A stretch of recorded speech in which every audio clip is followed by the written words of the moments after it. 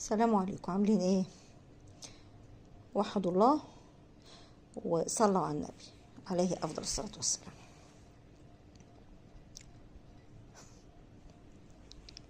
الحكاية بتاع النهاردة فوق الفظيع. انا نفسي وانا بحكيها مش مصدقاها. وانا قلت لكم قبل كده ان مفيش حاجة بقولها خيال.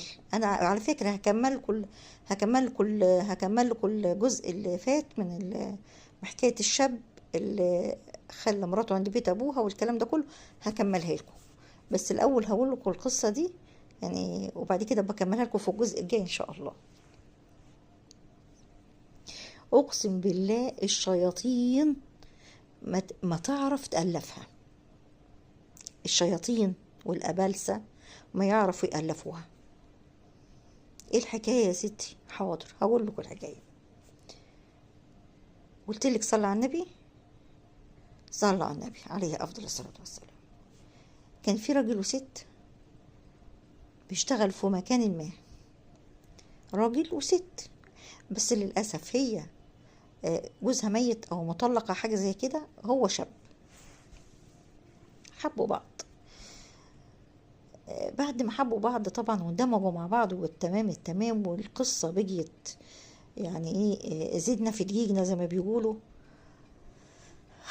وعرفت، هو طول عمر الشاب هو اللي بيضحك على البيت، لكن المرة دي البنت هي اللي ضحكت، او الست هي اللي ضحكت على الشاب. ازاي يا حاجة؟ هقول لك ازاي يا حاجة. بعد ما طبعا العلاقة اتمدت بينهم والكلام ده كله، هو كده كده الولد يعني ايه، مش هنقول وحش ولا حلو، ده حاجة بينه وبين ربنا، بس على الأقل خالص هو فعلا نوى ايه، يتجوزها. بينه وبين ربنا هيتجوزها خلاص، وعايز يتقدم لها وخلصت القصة، يعني القصة محسومة. فوجئ بتقول له أنا حامل. الولد فوجئ بتقول له البنت دي أو الست دي إن أنا حامل. طيب ازاي ومنين وكيف؟ هو في علاقة بينهم طبعا، بس طبعا الولد عامل ان هي عاملة حسابها والكلام ده كله. حامل ازاي يا ست تقول؟ طب كان هيتعفرط. يلا بصي انا مش مصدقك. وابتدى الفار يلعب في عبه، وفكر انه يسيبها طالما هي بتلعب اللعبة القذرة دي.